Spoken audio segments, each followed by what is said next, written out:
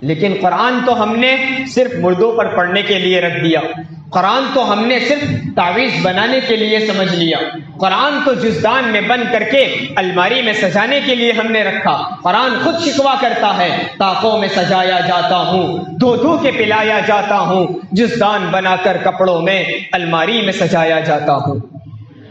یہ قرآن الماری میں سجانے کے لیے نہیں ہے، یہ قرآن کے نازل کرنے کا مقصد اس کو دھو کر تعویذ بنا کر پینے کا مقصد نہیں ہے۔ ہاں یہ الگ بات ہے، اللہ تبارک و تعالیٰ نے قرآن میں وہ تاثیر رکھی ہے کہ جس کی برکت سے بہت ساری بیماریوں سے نجات مل جاتی ہے، جس کے ذریعے سے اللہ تبارک و تعالیٰ بہت سارے کی پریشانیوں کو دور کر دیتا ہے۔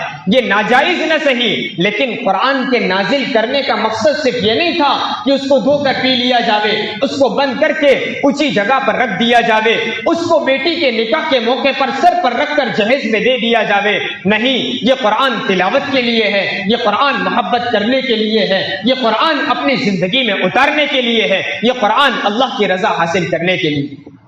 ہم نے تو قرآن کو دنیاوی مفاد کے لیے استعمال کر لیا، بیماری آ گئی تو قرآن کا ورد ہو گیا، کسی کا انتقال ہو گیا تو قرآن کھانے رکھ دی گئی، لیکن کبھی ہم نے یہ نہیں سوچا کہ ہماری زندگی بھی قرآن کے مطابق ہے یا نہیں۔ عزیزو، غور کرنے کا مقام ہے۔ ان باتوں کا سب سے پہلے میں اپنی ذات کو مخاطب بناتا ہوں کہ ہم نے قرآن کا کیا حق ادا کیا۔